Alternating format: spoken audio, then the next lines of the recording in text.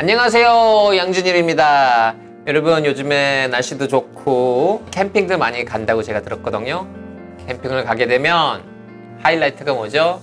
언제나 캠프파이어 앞에서 불을 보면서 멍 때리기. 맞아요, 저도 그거 경험해봤는데 TV 보는 것보다 더 재밌더라고요. 신기해요. 그리고 그냥 기분 좋고 갑자기 생각이 나네요.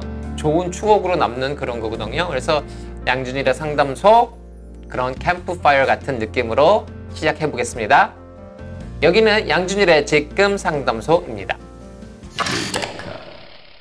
오케이, 지금 상담소 고민 right now는 라이트한 고민이고, 본격 지금 상담은 좀 더 딥한 고민을 나누는 시간이죠. 그리고 지금 상담소에 참여하시고 싶으신 분들은 이 이메일 주소로 보내주시면 됩니다.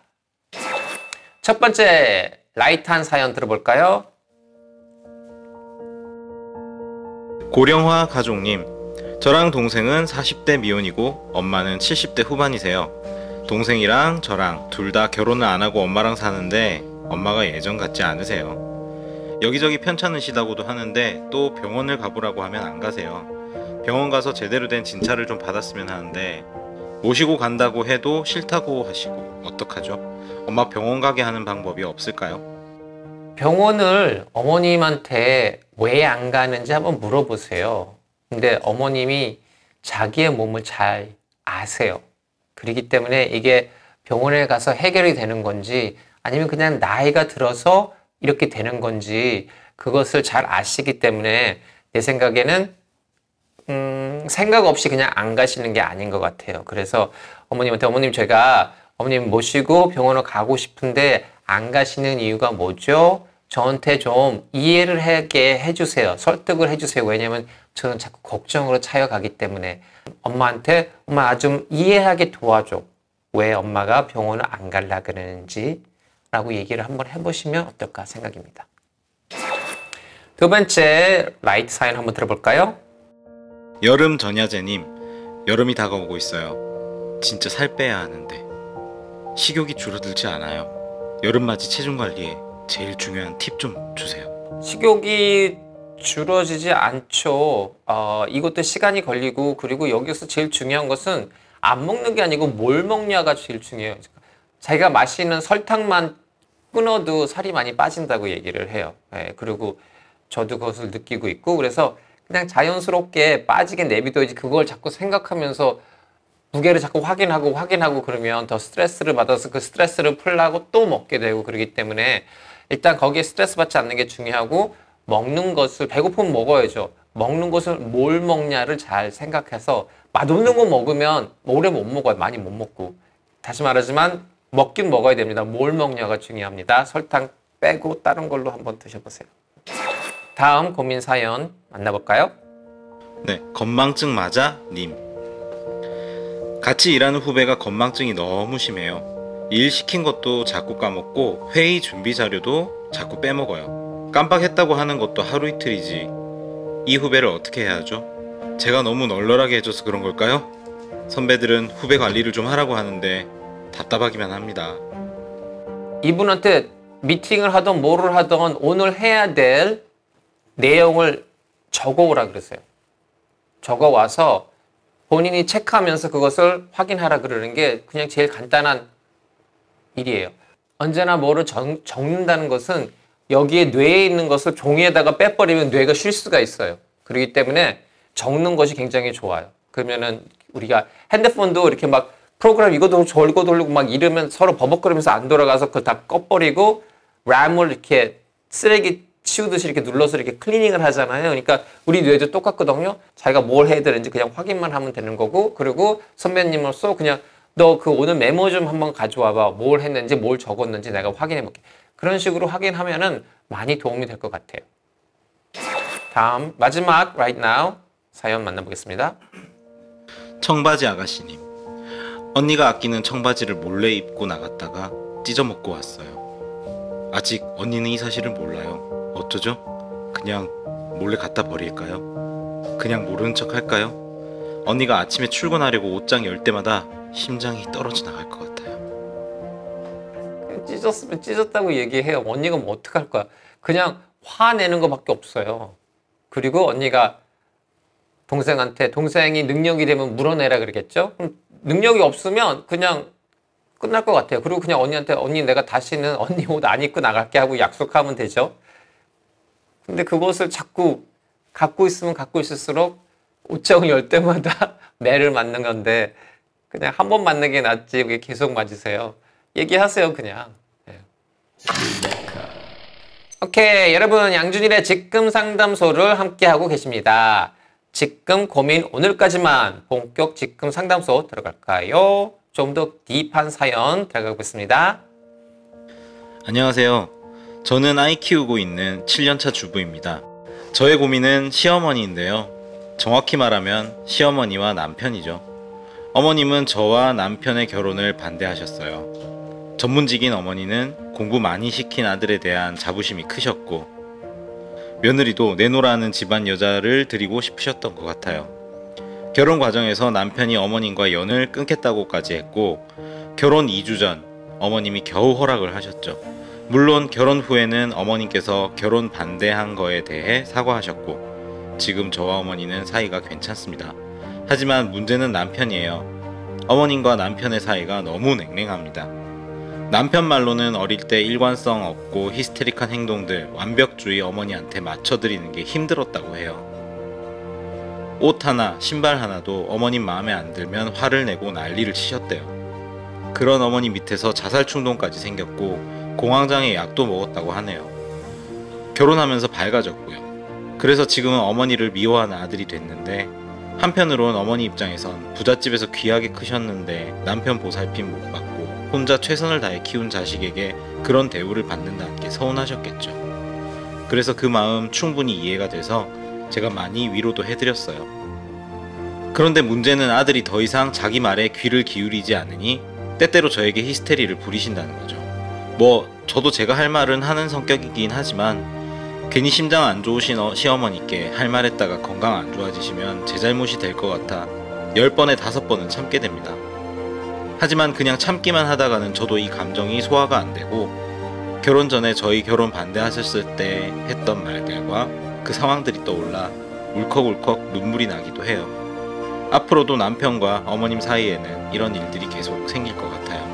저는 그때마다 그냥 참아야 할까요? 이 상황에 근본적인 해결책은 없을까요? 전 어떻게 하는 게 좋을까요? 어머님을 미워한다면 남편분이 자꾸 어머니를 찾아가서 싸우겠죠.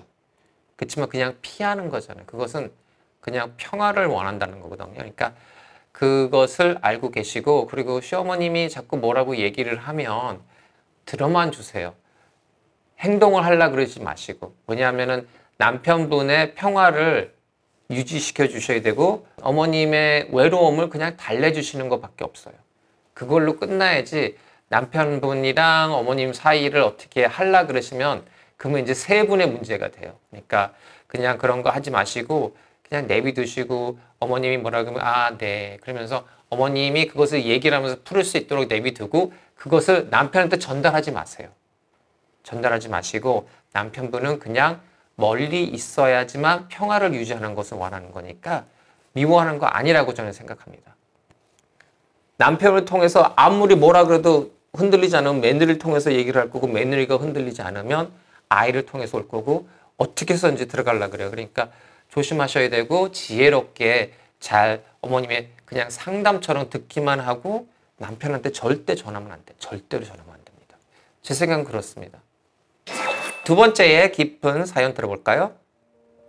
전 주변 사람들에게 참 열이다, 약하다, 얼굴에 나 착함이라고 써있다, 순진하다 이런 말을 참 많이 듣습니다. 제가 생각해도 전 약심장이고 겁도 많아요. 농담을 잘 받아치지도 못하고 기가 좀 약하다고 할까요?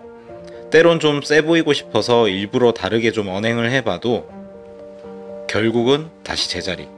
천성을 바꾸긴 어렵지만 상대에게 만만하거나 여리게 보이고 싶지 않아 노력하지만 잘 안 돼요. 예전에 제가 이런 문제로 힘들어하니까 저의 절친이 이런 말을 했어요. 좋은 것만 보고 나쁜 건 피해. 무슨 말인지 이해가 가긴 하지만 행동하기엔 쉽지 않은 얘기였어요. 제가 세 보이고 싶다라는 마음이 간절하게 된 이유는 어느 모임에서 만난 어떤 사람이 사사건건 제 말을 비꼬고 저를 건드렸던 일이 있었어요. 그때 정말 많은 상처와 스트레스를 받았습니다. 저와는 얼굴도 본 적 없는 여자인데 글로써 먼저 시비를 걸더라고요. 저도 도저히 참다 어느 날 그 애에게 왜 그러냐고 따졌죠. 그랬더니 그 애 하는 말이 네가 그렇게 착하다며? 그래서 내가 시비 걸면 네가 어떻게 반응하는지 보고 싶어서 일부러 그랬어? 전 너무 황당했어요. 하지만 전 그 여자를 상대할 말주변도 없어서 제 지인 중 좀 센 사람에게 부탁해서 도움을 받은 적이 있었어요. 그 여잔 센 사람은 알아보나 봐요. 제 지인에겐 꼬리를 내리더래요. 제 지인이 제게 그랬어요. 넌 약한 게 찍혔어. 전 제가 착한 사람이라고 생각하진 않아요. 저도 어떤 점에서 못된 면이 있죠. 그치만 먼저 남을 건드리고 시비 걸고 그러지 않아요. 세상은 다 자기가 한 만큼 받게 돼 있다고 생각하거든요. 전 저를 여리게 보는 게 정말 싫습니다. 예전에 몸이 엄청 말랐던 때가 있었어요. 그래서 일부러 살도 찌우고 그랬거든요. 좀 바보 같지만 몸무게가 좀 나가면 힘이라도 세 보일까 하고요. 제 문제는 멘탈이 약해서인 걸까요? 정말 세 보이고 싶고 강해지고 싶은데 오빠에게 조언 좀 부탁드릴게요.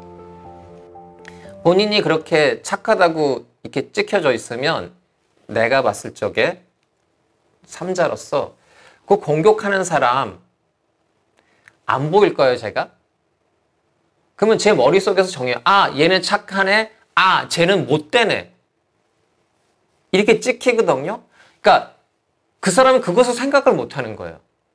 왜 자기만 바라보고 있고 자기만 판단을 할 수 있다고 생각을 하는지. 이 세상에 자연스럽게 우리는 애들을 데리고 영화를 보러 가잖아요. 그러면은 내가 내 아이한테 영화를 보면서 우리는 쟤 착한 사람을 위해서 마음속에서 파이팅을 해야 돼. 이런 얘기 할 필요 없어요. 왜? 자연스럽게 악한 자는 미워하고 착한 자를 좋아하게 본능이에요. 그거는 우리는. 10명한테 제가 이유 없이 나를 공격해 내가 약해 보인다고 나를 이렇게 묵사발을 내. 이거에 대해서 어떻게? 안 되지 그러면. 그거는 백발백중 답이에요. 누가 만약에 야 그게 사회고 네가 적응해야 돼. 네가 강해져야 돼. 아니요. 만약에 그게 사실이라면 언제나 나보다 강한 사람이 나와서 날 묵사발 내고 죽여도 된다는 답이 돼요. 그건 아니에요. 그리고 사회에서 강한 자를 원하는 게 아니고 사회에서는 올바르게 행동을 하고 그 주어진 일을 잘하는 사람을 원해요. 언제나 작은 것을 보면은 문제가 있어요. 하지만 뒤로 좀 빠꾸로 하면서 뒤에서 전체적인 것을 볼 수 있으면 답이 나와요. 그러니까 걱정하지 마시고 그 사람 잊어버려요. 그 사람은 작은 것을 보면서 저 사람이 나보다 약해? 내가 얘한테 무슨 반응이 오는지 그런 작은 것을 생각하면서 살고 있는 사람이에요. 중요하지 않은 사람이니까 걱정하지 마세요. 네, 제철에 과일을, 제철에 음식을 먹는 게 중요하다고 얘기하죠. 맞아요. 근데 이게 우리가 참 고민이라는 단어보다 어떻게 이것을 해결해 나갈까라는 생각으로 바꾸는 게 좋을 것 같아요. 그 차를 내가 이렇게 밀라 그럴 적에 한 번에 이렇게 해가지고 그게 혼자 가는 게 아니고 천천히 내 에너지를 거기다가 전달을 하면서 천천히 움직여야 되는 거거든요. 그러니까 내가 해결할 수 있는 문제라면 문제가 아니에요. 그리고 내가 해결할 수 없는 문제라면 그거 생각해봤자 고민으로만 남고 나의 에너지만 소모하는 거니까 My Queens and Kings, 우리는 우리 손잡고 우리의 마음을 모아서 우리가 서로 보호해주는 삶을 살 수 있었으면 좋겠습니다. 감사합니다. 사랑합니다.